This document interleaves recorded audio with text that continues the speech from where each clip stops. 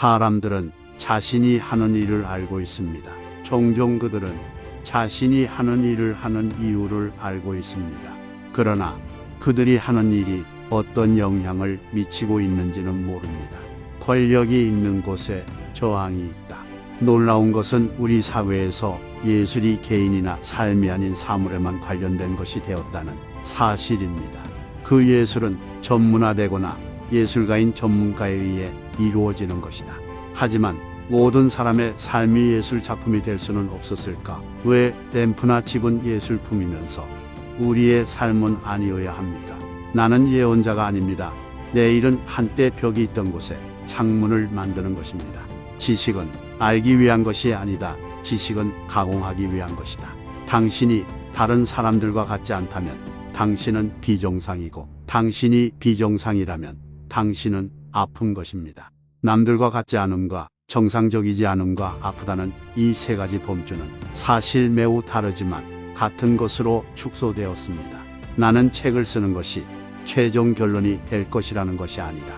꼭 내가 쓴 책이 아니어도 다른 이의 책이 결론을 낼 수 있도록 책을 씁니다. 어쩌면 요즘 목표는 우리가 무엇인지 발견하는 것이 아니라 우리가 무엇인지를 거부하는 것입니다. 전략적 파시즘이다. 우리 모두의 머릿속에서나 일상적 행동에 있는 파시즘은 우리가 권력을 사랑하고 우리를 지배하고 착취하는 바로 그것을 갈망하게 만드는 파시즘이다. 나는 내가 어떤 사람인지 정확히 알 필요가 없다고 생각합니다. 인생과 일의 주요 관심사는 처음에 내가 아닌 다른 사람이 되는 것입니다. 책을 시작할 때 마지막에 할 말을 안다면 책을 쓸 용기가 생길까요? 글쓰기와 사랑의 관계에도 인생에도 해당되는 것은 모두 같습니다. 끝이 어디인지 모르기에 이 게임을 해보는 것은 가치가 있습니다. 우리 사회에서 진정한 정치적 과제는 중립적이고 독립적으로 보이는 제도의 작동을 비판하고 비난하여 항상 제도를 통해 은밀하게 행사해온 정치적 폭력을 드러내어 그들과 싸울 수 있도록 하는 것입니다. 학교는 감옥이나 정신병원과 같은 사회적 기능을 수행합니다. 즉, 사람들을 정의하고 분류하고 통제하고 규제하는 것입니다. 지식인의 역할은 다른 사람의 정치적 의사결정을 형성하는 것이 아닙니다. 자신의 분야에서 하는 분석을 통해 증거와 가정을 재검토하고 일반적인 작업 방식과 사고 방식을 뒤흔들고 관습적인 친숙함을 없애고 규칙과 제도를 재평가하고 정치적 의사결정에 참여하는 것입니다. 비평은 사물이 있는 그대로 좋지 않다고 말하는 것으로 구성되지 않습니다.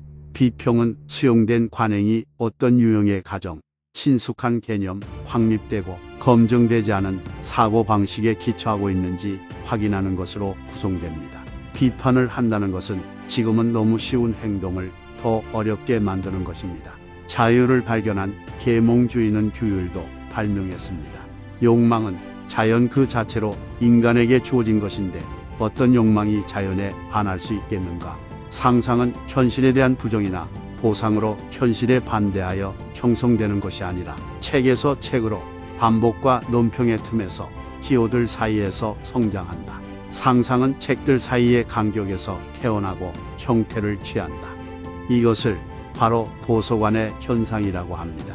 사실이 논쟁의 여지가 없게 된 바로 그 순간, 즉 황제가 옷을 입지 않았다고 말하는 것이 금지된 정확한 순간에 지식인은 거부당하고 박해를 받았습니다.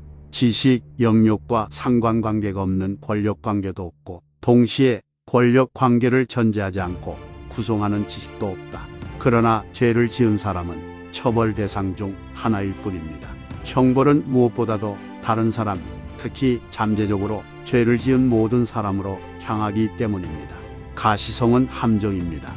자아가 우리에게 주어지지 않는다는 생각에서 우리는 자신을 예술 작품으로 창조해야 한다는 단 하나의 현실적인 결과만 있다고 생각합니다.